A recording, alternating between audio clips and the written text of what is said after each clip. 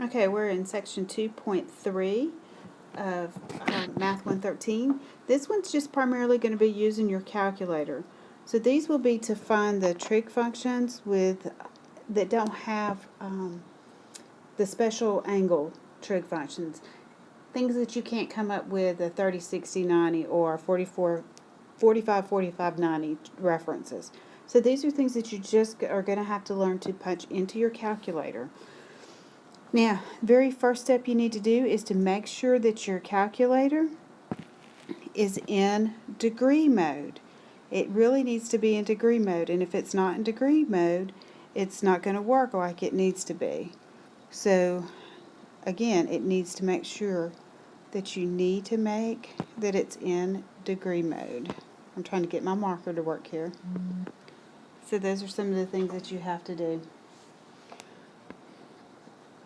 So you will punch these into your calculator, and it just takes a little bit of time on how to punch these in. If I had a way to put a graphing calculator in here, I would, but I don't have a way to put one on here. There is a way you can download a TI-83 or 84 to your computer. If you have Apple products, there's graphing calculators there. You just need to learn your graphing calculator.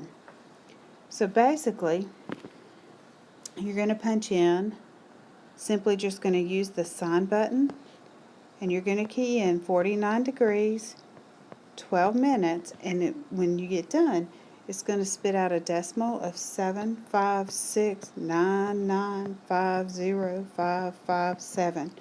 So you can round it to wherever you want to. So we're going to say probably, I would round it 3 places, so 757 would be the best place to go. So let's look at B, and B is secant. So when you're dealing with secant, you're going to have to punch this in as 1 divided by the trig function cosine, 97.977 degrees, and when you get done, it's going to come out negative 7 point, well, again, we're going to use 3 places, 206. Okay. Cotangent, you're going to put in as 1 over tangent of 51.4283 degrees, and when you hit enter, it's going to come up with 0.797.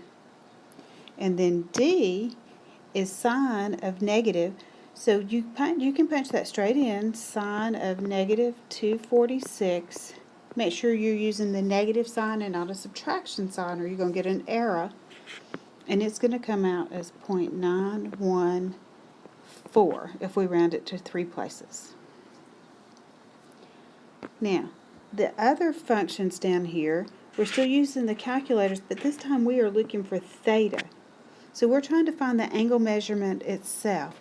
So when you look on your calculator, you're going to see, and you'll have to hit the shift button, and you're going to see something that says sine inverse, and it's going to be sine negative 1. And then you're going to punch in 0.96777091705. And when you do, and we're going to just round it to 1 place, theta is going to equal 75.4. So it's going to equal 75.4 degrees. And then when you punch in secant, again, secant's inverse function is cosine, so it's going to be 1 over cosine inverse, or negative 1. You'll see it, hit your shift key. 1.0545829, close parentheses, and it's going to come out to approximately 18.5 degrees. Okay, so those are where our angles fall, because it's asking us to find it on the interval from 0 to 90 degrees, and both of these, if you notice, they fall right on in there. All right. That concludes section 2.3. So I'll see you back for section 2.4.